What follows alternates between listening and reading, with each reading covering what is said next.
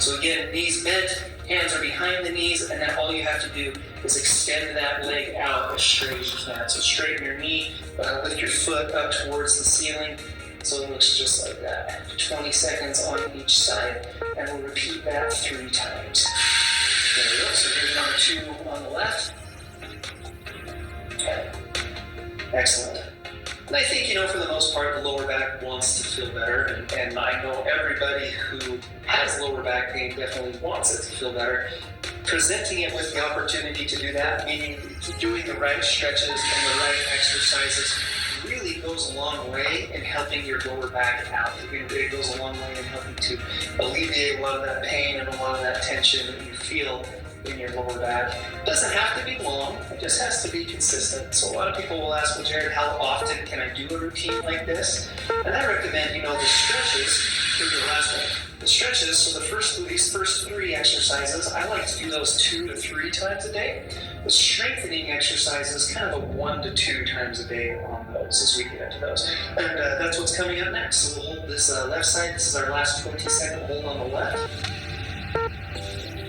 Good, and then here's our last 20-second hold on the right.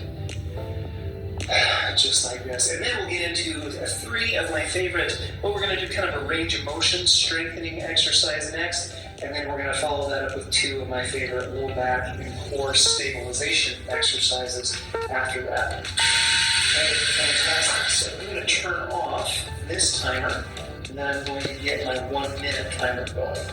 So that one's off, and then here we go on this one.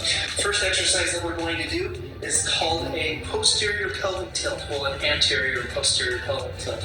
As I lay on my back with my knees bent, I have an arch underneath my back. What I want you to do is, with your hips, tuck your hips backwards. So rotate your hips backwards to press your lower back into the mat, and then come back up out of that. So basically, we're rocking our hips backwards and then rocking our hips forward so that our back flattens into the mat, and so that it flattens into the mat and then it lifts up off of the mat or the floor or whatever it is that you're on. So here's my 1-minute timer. So we're going to go anterior tilt, back comes up off of the mat, posterior tilt, back flats down into the mat or into the floor or whatever it is that you're laying on. So lift your back up off, tip anteriorly, and then back down into the ground, tip posteriorly. This is a great, really safe, neutral position to just introduce a little bit more motion into your spine.